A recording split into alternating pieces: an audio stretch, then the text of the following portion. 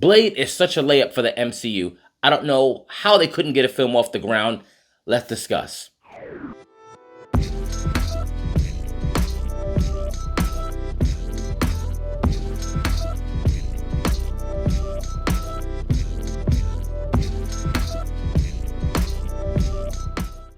Hey, what's up, Nerd fam? This is your boy Gashawn. I want to welcome you to Enter the Nerd. Today, we're talking about Blade, or what could have been with Blade when it comes to this movie, because obviously they just pretty much canceled it so far because they haven't had a consistent vision, director, script, and it's really been struggling for the past, I believe, 6 years. My editor can let me know if it's been longer or shorter than that, but it feels like forever that this film has really been struggling, and it doesn't make sense because its character is such a layup. It's got cool things going on right now in the comic. It's got things that were happening like 10 years, 20 years in a line. There's way too much material for Blade as far as a low-line film of someone fighting vampires or other supernatural beings. It really shouldn't be that hard, but for some reason, it is. And we'll get into why that is, and just honestly, what are the easiest ways for them to have introduced him to the MCU, where people who are really fans of him in the comic, or people who just like the movie, could have been happy with.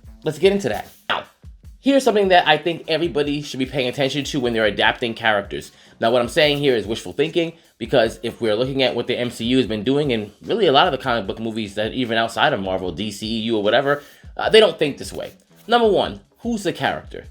Like, who is the character? Not who I want them to be. Who's the character? Read the lore. What are the common things that are happening within interpretations, right? What are their common motivations? Which storylines do people resonate with the most, or the ones that they enjoy the most? Well, I'll say that, not necessarily resonate, but which ones do they like? Adapt those, the most popular things. Boom. Then, what place does this character have in the universe? So, are they in the cosmic universe? Are they in the supernatural universe? Are they all supernatural, like parts of the universe? Pardon me. So are they going to be street level? These are things that you want to figure out, the same way how they did when they first were establishing the hero in the comic, right? Which is, okay, where do we put this person?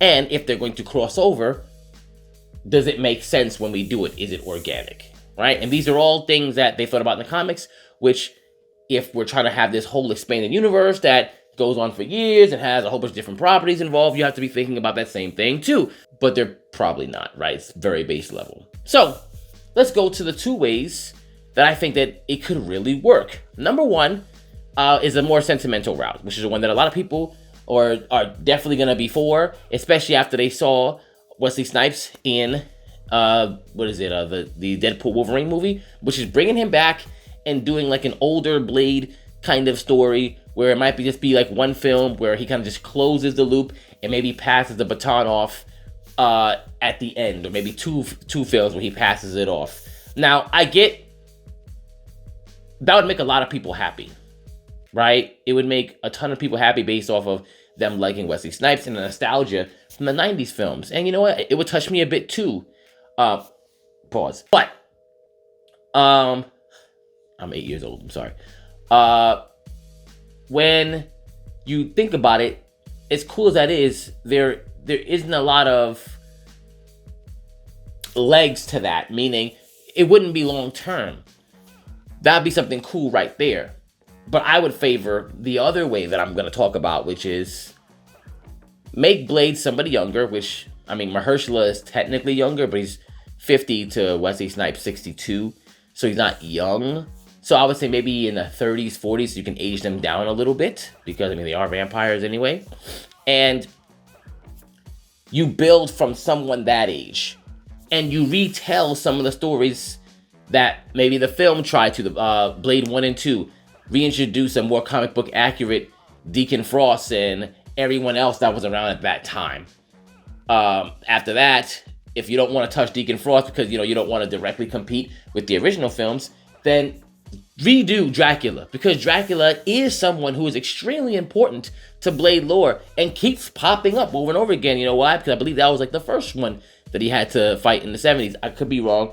You can correct me. editor let me know. It's been a while since I read that, back when he had like the light jacket on and the afro. That was like old 70s stuff. Blaxploitation looking, but whatever. So when you look at that, and you see they can have Dracula over, he can do magic stuff, which means that he's also going to be interacting with Doctor Strange. Midnight Suns, if we know what that is, that's obviously some of the Hellstroms. That's also, I'm not sure if it's Johnny Blaze or it's Daniel Ketch when it comes to the Ghost Rider, whichever one that it was. But either way, Ghost Rider is there. So he could literally be the linchpin to the entire MCU's supernatural universe. He could be the center of it because he's the most popular character from that. Easy win. Connect him and have him be the conduit for all these other characters. Hell, you can even throw Morbius in there and it'll be another MCU Sony joint venture, like how Spider-Man is with the rest of the MCU. But just throw Morbius in that particular film. Why not? It'd be an excellent movie if done correctly. But it doesn't seem like this was ever what they wanted. They weren't really talking about big things. It was just one-offs and wanting to immediately replace Wesley Snipes or Blade with a daughter. Even in the Mahershala version, at some point they're talking about just having him be in the background and then just replace, which is crazy. Why would you do that? Why would you have a character that's still doing stuff right now? Why do you want to replace him all of a sudden now that he's on film? Very, very strange, but not uncommon, unfortunately, when it comes to what's happening in Hollywood now. Once again, they're not worried about the character. They're not really worried about what fans want that actually know the character. It's what they want, the creator, the producer, the writer, the director, whatever it is, whatever creative is helming the project, it's about what they want versus how can the character offer the most to the universe. Now, something else that was also very strange was the tone. This has to be rated R. It has to be bloody. That's what the Blade films are. I see you did it with Deadpool. Okay, cool, one-off, whatever, haha, raunchy jokes. But no, this is bloody. Even the comics are bloody. You gotta do it. You gotta have it in these films. And all these supernatural things. Dark tone, gritty, and bloody. You can't have a whole bunch of creatures that are sucking blood and have no blood. Okay? That's very, very strange. And obviously some people will go like, okay, how can we make this PG? Which I believe the Blade movie was gonna be. It was like PG-13 or something, which is nuts. It's absolutely nuts. Why would we do that?